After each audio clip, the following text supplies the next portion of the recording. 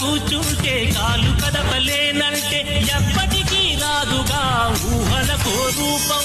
బతుకు నీది అనుకుంటే భవిత నీది అనుకుంటే భయపడక వెలిగించే నెత్తురుతో దీపం.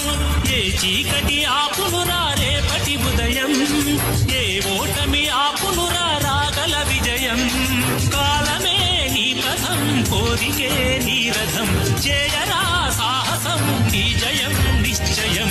అనుకుంటే కానిది ఏమున్నది, మనిషి అనుకుంటే కానిది ఏమున్నది.